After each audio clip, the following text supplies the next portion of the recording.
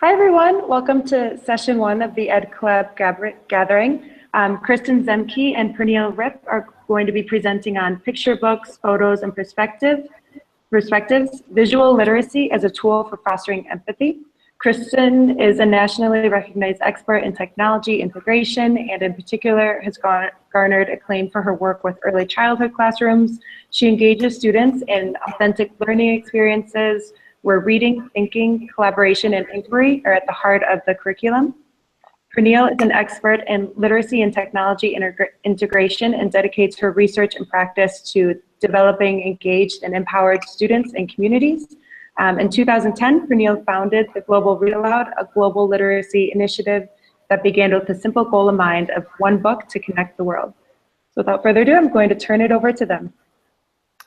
Wonderful. Thanks so much, Frances. Hey, everybody. Welcome to the Ed Collab gathering. I'm Kristin, and I am thrilled to be here with you guys today. This is always one of my favorite days of the year as we get to connect online, spend some time together, and engage in, as Chris likes to say, PD in your pajamas. So Pernille and I are here with our coffee. Pernille, you want to say hello? Good morning, everyone. Drinking tea in Madison, Wisconsin. Hope it's gorgeous where you are. So excited to be here with one of my favorite people in the whole wide world, Kristin. And I can tell you, you are in for a great treat as far as just some very practical ideas and things to think about for your own classroom, no matter the age you teach. And I think that's where Pernille and I have a lot of common ground, is that we are both coming from a place of practical, right? Like, what are strategies and practices that you can try tomorrow with students, something that doesn't require a ton of setup, but really gets to the heart of what matters, and that's helping kids find their humanity in books, in online sources, and in conversations with each other in the world. And so with that, I think we're gonna get started, shall we, Pernille? Sounds good. Okay, let me flip it over here to our presentation. Excellent, and there we go. Great. So if you are following along online, please feel free to tweet us. Make sure to use the hashtag #TheEdCollabGathering. And if you want to throw a number 2 in there as well, we are session number 2 for the day. So that'll be just one way for us to track. Our handles are at the bottom of our slides. So please make sure to mention us as you go, and we'll try to get back with you at the end of our session answering some questions.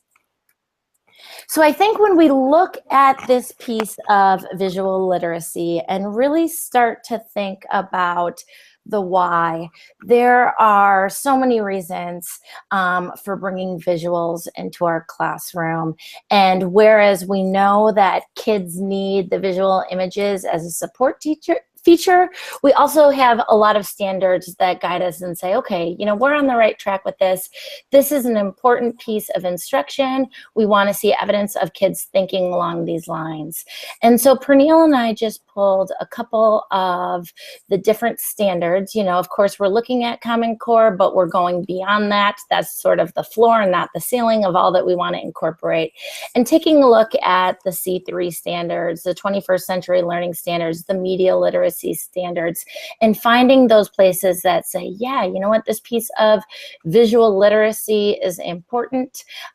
Here is where kids will need to use it, and also why. And so I think looking at some of those pieces of understanding how and why media messages are created, being informed about art, visuals, illustration, and knowing those pieces can give more information and lead us to a little bit of the what's next in thinking. So feel free to spend some time with that, take a screenshot to come back to it later, and you know, find some of those evidence pieces for the why.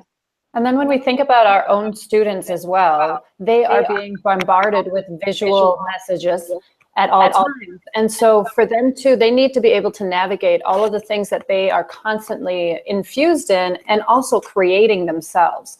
I think about my 7th graders, but even when I was teaching 4th and 5th, and how they were creating images and sharing them with others as a way to represent their thoughts. I mean, I think about my own kids, right? They come home and they tell me about their days, and sometimes there's a drawing attached to it.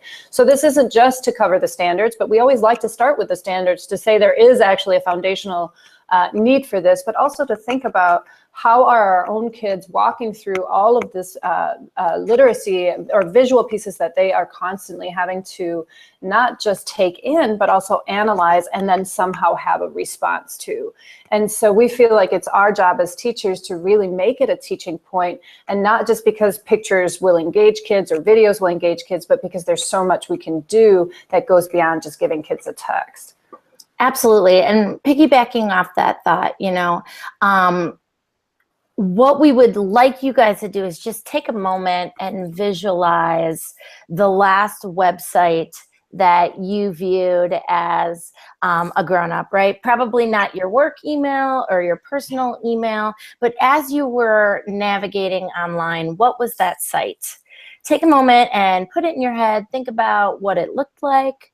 How was content laid out on the page?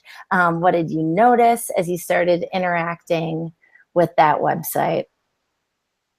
So take a moment, put that in your head. Chances are, as you viewed a website, that site opened with some type of image or video. And what we've seen over the last 6 or 7 years is that content laid out on web pages really leans to this visual piece. Now, in order to read a story, kids and adults have to click in order to get to that information. What we see on web page design is classic nonfiction features and purposes. Here's our image, there's a little caption below, and from that image or from that short video clip, we're making decisions about where we go and what we interact with. And so as I opened up just a couple of my favorite sites yesterday and took screenshots, you can see how that visual piece plays out on BBC, CNN, ESPN, and really be thinking about what we need to do to support kids to move forward. And then also add to the conversation that often the image is what people remember more than what was said below the image. And so, for example, and we'll talk about this later on in more detail too, but I think back to when my students last year were doing a project on the Syrian refugee crisis, that depending on who was taking the picture, different stories were being told. And so it's interesting too for kids to go in and just look at, okay, if I'm only looking at the image, what can I get from it? But then if I read the text, does the image actually tell the full story, or does it just tell me that little angle that maybe they were going for? And so that's the other thing that we have to help kids navigate too, because how many of us just see an image, create our own story, and then go and share that with others, rather than actually figure out what's the story behind the story.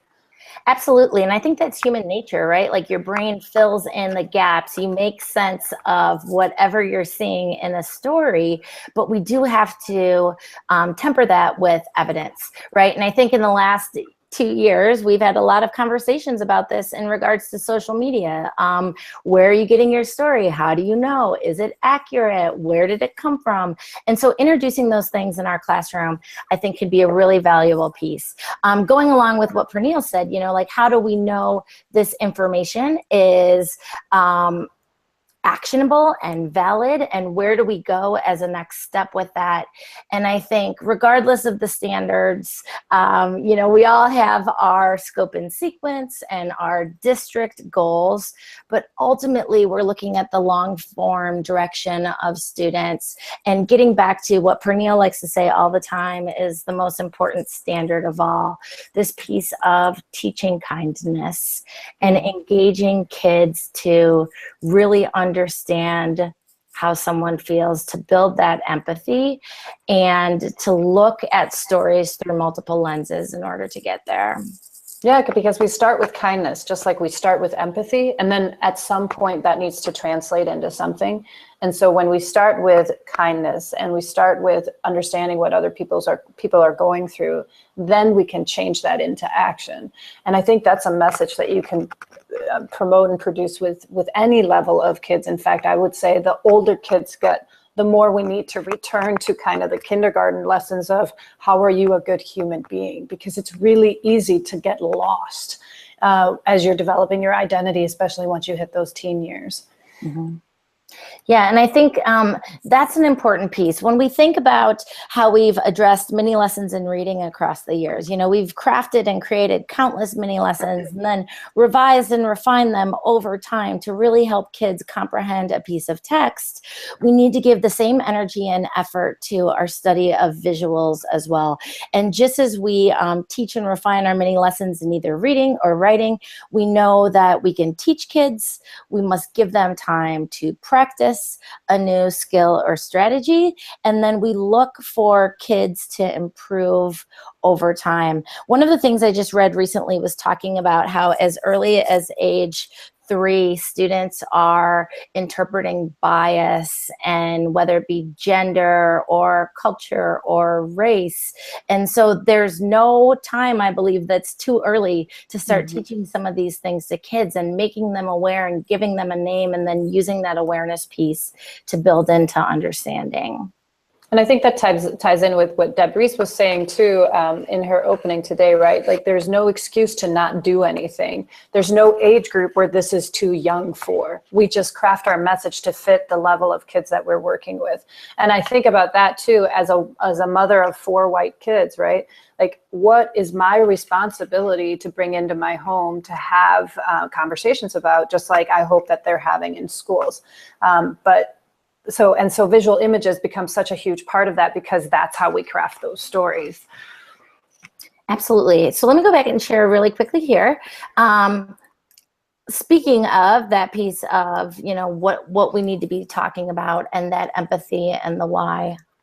Yes. So I was thinking about, you know, why is this even more so such a cause that's close to my heart? And I think if we are to look around, for example, in the US right now, you know, hate groups are on the rise. And it's interesting because if you look at the statistics for 2017, nationally known groups such as the KKK and the Nazis, their membership is actually on the decline. But that's because new groups are springing up in their place instead that are attracting new members. So it's kind of like people know that the KKK is inherently bad, but then they can go and join a different group that might share some of the same values, but is not branded the same way as the KKK. And so when I think about these messages that clearly are dominating our society in many ways, and coming up through our social media stream, how are kids navigating this? Because the thing is, it's really easy to think that hate groups and hate crimes and hatred in general towards others is happening outside of our community. But the thing is, it's happening within our own communities. We might just not be aware of it. And so when I think about what we can do in our classrooms, not to impose our own opinions on kids, but to just have them start making informed opinions about others, because that's really where empathy work lies. You know, we are trying to not just know about others, we are trying to figure out why others who may not look like us or who may not share the same cultural values as us are just as important in this world as we are. And I think that that's a very important message to start with as kids grow up. And so I wanted to share that it's really scary to me that we live in a society right now where individuality is so important versus group values, that we are seeing this increase in hate crimes, because all of a sudden it's okay for me to share my opinion no matter what it is, as long as it's my opinion, nobody can say anything. And I think that's a conversation we need to have in our classrooms, because I also think, you know, we're seeing more and more that people are getting their news sources from one source. And this is certainly also affecting our kids, right? Because they get their news and they get their opinions channeled down from their parents. So in our schools, we need to show different sides of the same stories. We need to show the different images. We need to show the different videos and give kids tools to navigate it all. Absolutely. And I love what you said there, just about, you know, being able to share your story, right? We're looking at, and I think a lot of people that I've come in contact with in the last couple of months have referred back to social media or information that's posted and shared online. And I know a lot of people right now are feeling like the train has left the station, you know, like we're so far away from where we are. How do we get back to having some of these conversations and really hearing? And I think in terms of digital learning and technology, it begs the question, have we taught kids how to use these as tools for empathy? You know, have we shown them where they can go online to hear someone else's story? Have we shown them how they can take action and take issues? So whereas it's a new tool, and we always see with new practices that pendulum shift, right? Of course, we can bring it back. And I think that piece happens in instruction. And so as we think about, you know, taking a look at images, this is such a valuable practice and something that years ago was much harder because we had to find images and actually get physical artifacts that we could investigate with students. Today, we can find images online. And one of the strategies that we use frequently is some type of image analysis. We have to teach kids how to think about these pieces and then give them lots of practice doing it. One of the strategies that I use, I've adapted from my mentor, Smokey Daniels, who does so much great work in really looking at multi-layered text sets and thinking about information in a variety of different ways. And he has a strategy called See, Think, Wonder. And it's almost like that graphic organizer in your mind that gives kids some structures for thinking. And when we give kids structure, just like why we run a workshop classroom, kids know what's coming next and know how to anticipate how they're going to interact with information, that they have a lot of free brain space to go deeply with information. And as the Ed Collab gathering is contributing to a number of different hurricane relief sites this weekend, I thought it would be important for us to spend some time and look at some images reflecting the hurricane. And so I'm going to model for you what this might look like in our classrooms with the See, Think, Wonder. So here we go. When I look at this image, I think I just immediately see so much water, and it becomes very clear to me that this water is not in the right place, right? Like this isn't a lake, it isn't a river. But here we can clearly see what appears to be a family in a boat, and some people guiding them through the waters. And so I think my first question is, do these people know each other? Or are they all just literally in the same boat together trying to evacuate some of the floods? Where will they go next? What happened to their house? When I look at the woman's hand on that box, it makes me think like maybe this was the only box that she got to bring with her. The man on the right side with that headlamp, I'm wondering, is he a relief worker? Is he just a citizen who came to help? He's got a headlamp on, and so that makes me think he was doing the same type of recovery work as maybe it was dark out, right? And then I'm wondering, how long has this been going?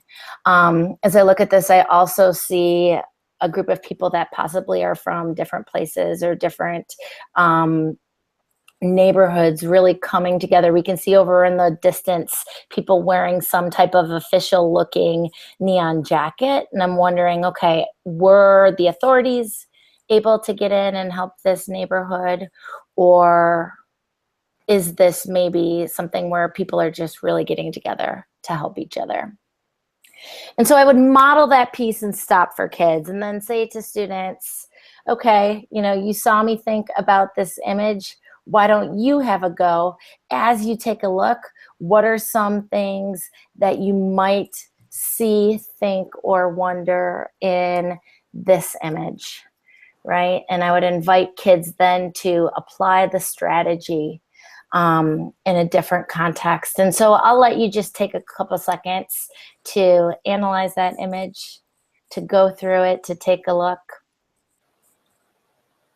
Use some of those thinking stems. What do you see?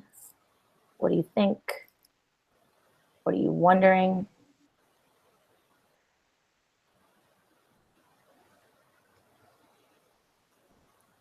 And I think once kids have been established in this, they get really into it. And it also becomes something that they simply start doing.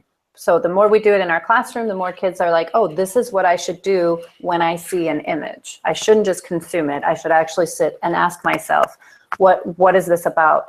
And then the wonderful thing is, then we can start to teach them, well, how do you pursue the questions that you're wondering about? And then that becomes that next level lesson of how do we find out what the story is behind this image?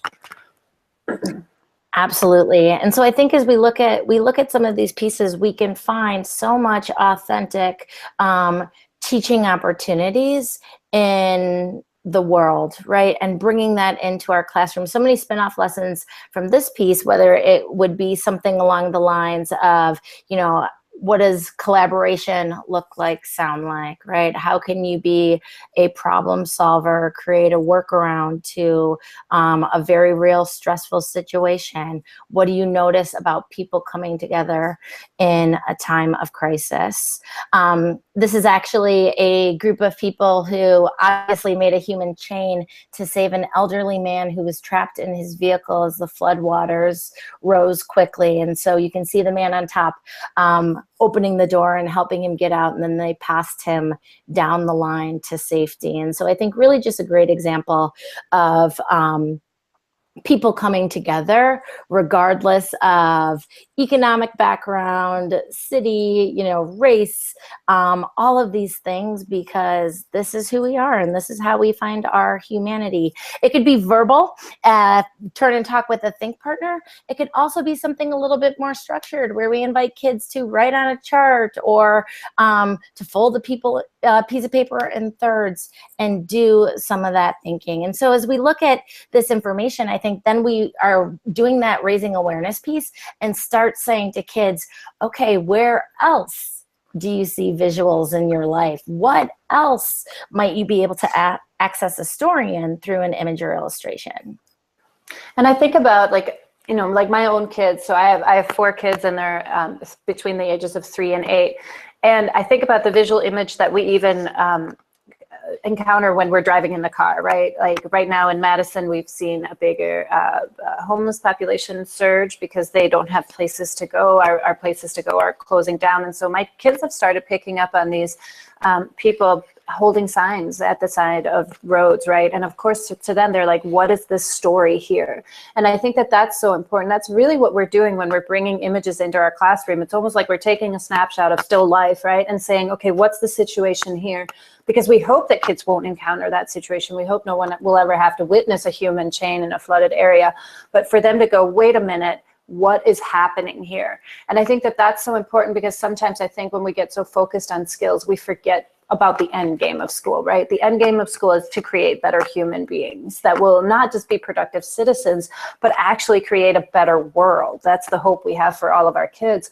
And so when we have these amazing see, think, wonder strategies in our classroom, that's what we want kids to then go out and apply to real life. And when they're meeting people too, right? What's the story behind this person who might not be a still life shot, but is now standing in front of me instead?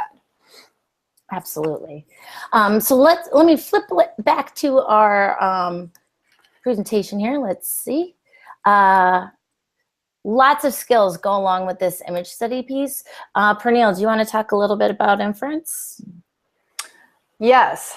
Do we have the image? Oh, sorry. It didn't I'm click still up. looking at you. Sorry. So one of the things, and this is actually an idea that the amazing 8th grade teachers do in my school, and that I've used as well, is that we put up images without captions, without any stories. And so this image is one that I used last year, and I put it up and I simply said to my students, turn and talk, what can you infer? And kids started coming up with these theories of what they were looking at. And of course, a lot of them were saying, oh, it looks like garbage collected on a shore. Maybe there was a cleanup. Maybe there was a storm. And I just let their conversation run its course. I didn't give them any information. I did not set it up at all, because I wanted to hear what they could see. And also, one thing that I've learned and that I keep having to remind myself is, silence is good in a classroom, because it means that kids are thinking. And so we tend to jump in the minute we kind of get to the lull of the conversation. But I've learned with my 7th graders that typically that lull, if I just let it wait out a little bit, a kid is going to dig deeper, and that's going to inspire other kids to jump in with new theories. Now, you always have kids that kind of go, crazy theories, but it's interesting to see what they start to pick out on. So once the conversation is over and kids have presented their theories to the class of what they're actually seeing, that's when I tell them what this image is. And if you're not aware, or if you haven't figured out what this image is yet, these are refugees coming onto the island of Lesbos by Greece, and they are covered in the heat blankets. My kids' jaws just dropped. None of them had realized that these were human beings that they were looking at. And so that right away leads to a lot of questions, right? Why are they there? What's going on? Where are they getting these blankets from? Where do they go once they walk out of this image? And that's what I need to create in my classroom, kids that are curious, and especially curious about what happens to these human beings. And so I love using images that aren't always super easy to figure out what's going on, simply so that my kids can start to come up with their theories. And then sometimes they get it right, and other times they are so far off base, but this is what sticks in their mind. So looking for images that we see as we're kind of traveling social media and news to go, okay, would this be a good image to bring in without any kind of explanation or caption? Absolutely. And I think just listening to you talk about that, I think awareness is so critically important, and just introducing this idea that we can find stories everywhere.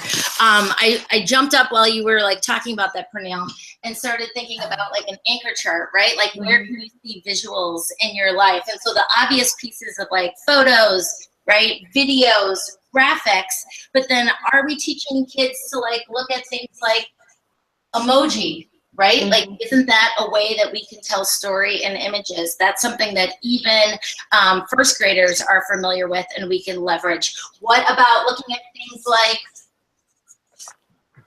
memes, right? Like memes are a huge new way that we're telling stories with an image and short piece of text. Even things like virtual reality would be a place where we're looking at some type of visual and really looking for that deeper story piece. And so we need to make sure that we're teaching kids, how do you slow down? How do you notice and note what's in the foreground, what's in the background? What else might you see? Where can we go as a next step to find information? And then don't feel like we have to come up with all the questions. And I think that's like Kristin just said that. What do you notice, right? That's the same thing with the See, Think, Wonder. Like, what do you see? What do you wonder? I think I spent much time at home planning all these very carefully guided questions where there really were just one answer. That's not what we want in our communities. We really want kids to elaborate and come up with crazy theories so that they can stretch that imagination, and also just those inference skills that they need to be critical thinkers. And so for me, it has actually given me more time when I bring in an image like that, because I'm not sitting and creating all of these questions. Absolutely. And I think Steph Harvey always says, why is the teacher the only one that gets to ask questions? And that we need to shift our mindset on that. And what we find is that when we invite kids to share their ideas, they absolutely lean in to matters of significance. We don't have to get them there and hold their hand. Instead, students really need to be doing the work and that deep thinking piece. So as we talk about some of these things, right, we're seeing the power of graphics. And I think this idea of graphic literacy is so important. A new feature on the updated version of the SAT. So graphics have always been in the math section, but just last year they started to appear in the ELA section as well. Often misunderstood as easy to read because they're pictorial in nature, but actually highly complex pieces of text. Kids need time to practice reading these images and understanding them. And they need time to go beyond the obvious, because I think often when we look at that infographic, right? Okay, what's this infographic about? My kids will say, oh, major hurricane risks. And then they'll kind of read off whatever it says. But we need to get beyond just the information presented. We need to say, okay, here are all the pieces. Now put it together and create the full story. And I think that that's what kids also need a lot of practice with. And I so agree with what Kristin said as far as we need to give them practice on this. The other thing that we need to be very aware of, and this is where we start kind of thinking about our own biases and the dispelling the one story. So of course, I'm referring to The Danger of a Single Story here, the amazing TED Talk. And if you haven't seen it, we highly recommend that you see it. But I think about when we teach about other cultures, and again, going back to Deb Reese's work, when we teach about Native Americans, what's the story that we're always teaching, right? I think about my own 4th grade textbook, social studies. Native Americans was something that happened in the past. It very rarely went into what Native Americans in America are now. And I think about that too when we bring in any kind of foreign cultures, so refugees or Africa. So I brought up these images because the image on the left is an image from an African tribe showing children. This is often what kids think of when we say Africa. But we forget that Africa is an entire continent, and not everyone lives in a tribe, in a mud hut somewhere. And so the image on the right is also an image of African children. And I think that that's what we need to make sure of when we are bringing images in, that we are not just bringing them in from one side of the story, and then that we're not perpetuating the one story. So when I did my refugee project last year, it was really important to us that, yes, I showed them images of refugees, such as the one that we showed with the Infer prompt, but also that we showed pictures taken by refugees, because the pictures taken by refugees was a completely different story that showed them actually smiling, right? And that's the thing too, we can have happiness in tragic situations. And so when we're teaching a book, for example, or when we're doing our favorite unit on Europe, which story are we sharing? Are we just sharing the dominant narrative or the one that we already know? Or are we actually going out and saying, wait a minute, we can't actually make all of these insinuations about just one culture, one people? Such great advice, and important in all that we do. So when we think about this piece, right, where can we find stories? We can find stories in art. Again, another type of visual that we can unpack and think about. One of my favorite sites is this little one, Wordless News, where the graphic artist creates a picture and then gives you a link to what's happening on the other side of that story. And so here we can see some of the flamingos that were evacuated from the zoo into the bathroom during the hurricane, right? We look at for video, and there's many, many great videos out there. One of Pernille and my favorite sites is The Kids Should See This, a collection of videos that are absolutely appropriate for school, but not created by Annenberg or Reading Rainbow or something like that. But those short 2, 3, 4-minute videos that can really tell a different story or invite us to question a little deeper into a topic that we might not know a lot about.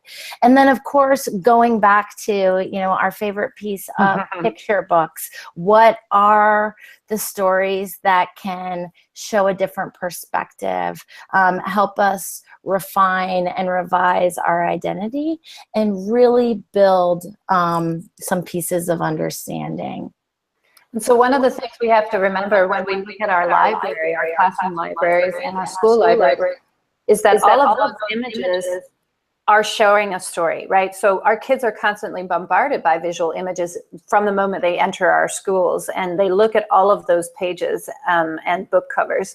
And so 3 questions that I think we need to use to critically evaluate our library collections are the ones on the screen here, not just who's being represented, but how are those characters represented? And that came from one of my students who asked me last year, one of my Black kids, and he said, Mrs. Ripp, why are all the kids or the picture books featuring Black kids always about slavery or civil rights?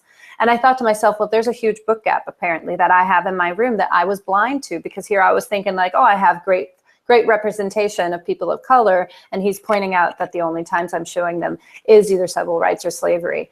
And then also looking at who's not represented. I know that I have a major book gap when it comes to Native American literature, especially written by Native American authors.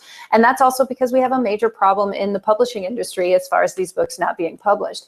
And so using my own purchasing power to make sure that these rights are being wronged, and going out and searching out sources such as Debris and other people, or Reading While White, or any of these that are highlighting books that we can bring into our classroom.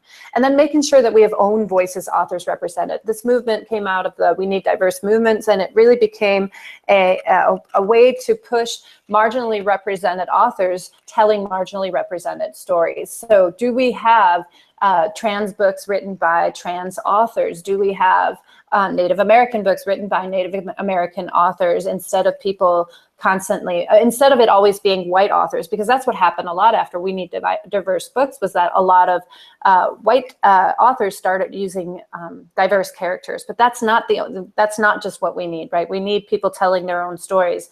And then which books are you highlighting and displaying?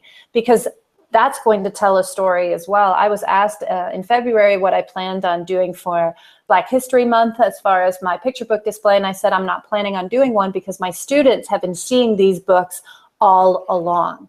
And I think that's important. We don't just pull out our Hispanic picture book collection when we're celebrating Latina culture. You know, those need to be surrounding kids at all times so that they're constantly seeing the myriad of people that surround us in our culture. Absolutely. And I think when we really look at those titles, there are so many great options out there, but part of it is us being informed as educators and knowing where to go and to look. I love recommendations from Lee and Lowe as well. They do a great job of looking at the publishing industry and how do we get to those own voices pieces. Pernille, you had a couple of books that maybe you wanted to talk about? Yeah, and it's always hard to pick because there's so many great books out there. So these are just a couple of recent favorites. Where Oliver Fits is Cale Atkinson's newest picture book, and it just talks about a puzzle piece who doesn't know where he fits, and so he's constantly trying to mold himself to fit the other puzzles until he realizes that he needs to be true to his own identity. That's a picture book that we can use with any age group, and I think about how many connections the kids will make, because when we're thinking about building empathy, tolerance, understanding, acceptance, and action, we need kids to understand where they fit in, and also how they try to change themselves to fit into different groups. Why Am I Me is one of the newer picture books, and it's getting a lot of buzz. It's an incredibly beautiful picture book that simply asks the question, why am I me, and where did I come from? And I think, again, when we start with anything with building empathy, kids need to have a full understanding of who they are. And I think about, and this is a conversation we've been having in my own school as we partner with the National Equity Project, is we're so used to thinking of white culture as just white culture. But then the minute we start thinking about anything that's outside of white culture, then we start thinking like, oh, well, they have all these traditions. And it's like that creates an otherness. And that, again, creates that white norm. And so Why Am I Me really starts thinking about, well, what is it that makes me me, and what is it that makes other people others? I just got Yo Soy Muslim, which is absolutely gorgeous because it isn't the dominant narrative that we're seeing about Muslims. And it's a father's letter to his daughter about why she should be proud of her heritage and who she is, and also the many facets of her identity. Because I think that's also, we've been really obsessed with in this culture of only labeling people with one identity. And the thing is that everybody has many, many different facets to who they are. And so Yo Soy Muslim does a really good job with that. Awesome. A couple others that we're just going to mention.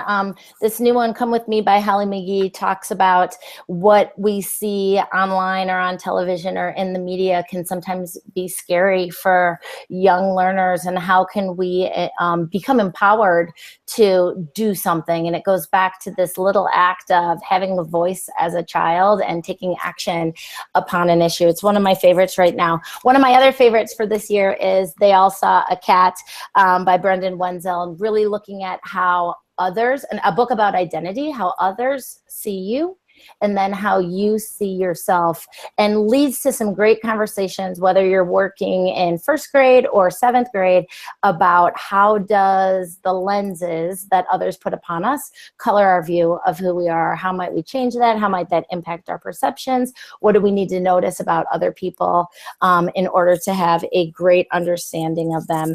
And so there's so many great titles out there. There's also a number of really fantastic websites that give us a place to access and start thinking about images in our classroom. Here we've listed a few of our favorites.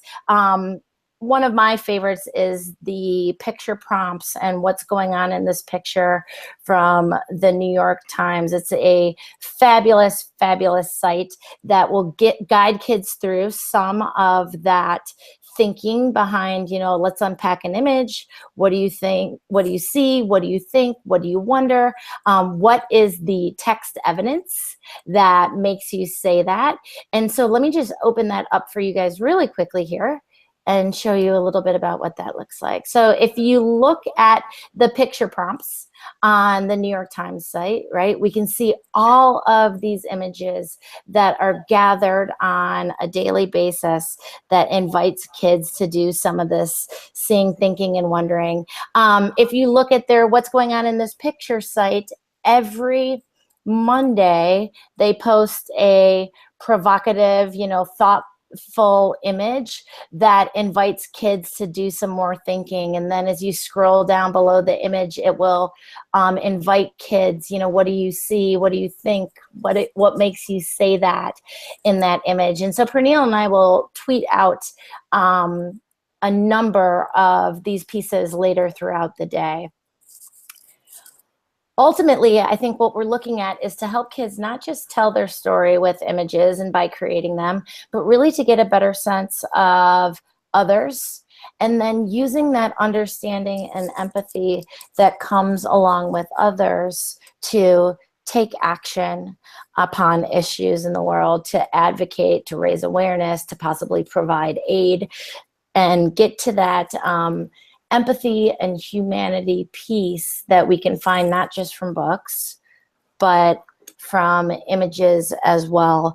And so we sort of just jotted down a quick list of questions that can help kids gain perspective and to think a little bit deeper about, I think this is, you know, a great place to start, and then turning it over to students to really see, okay, what are you thinking? What else do we need to investigate? And I think the one that really stands out for me, right, is the bias piece, because I think kids have to remember that the camera is biased.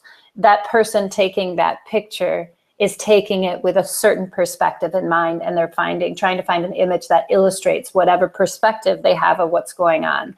And so I highly encourage people to investigate that with students, to really say, what's the story not being told here? And can you find an opposing image to this? Especially when it comes to things, for example, such as protest movements, right? Where's the image from the other side of the protest, for example, or where's the image from the other side of this whatever is going on, and so that kids can see, wow, there are different and competing stories at times being told. And I think we found ourselves again in this place where loud voices are getting a lot of attention.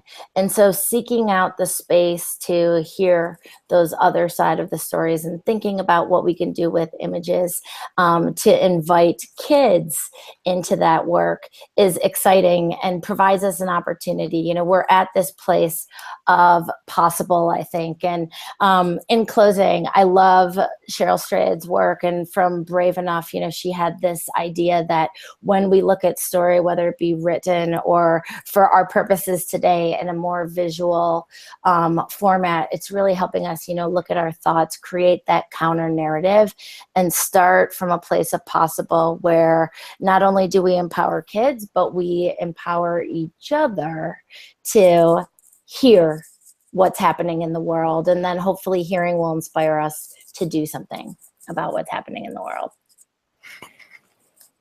And so I think as we have just a couple more minutes, Pernille, final thoughts.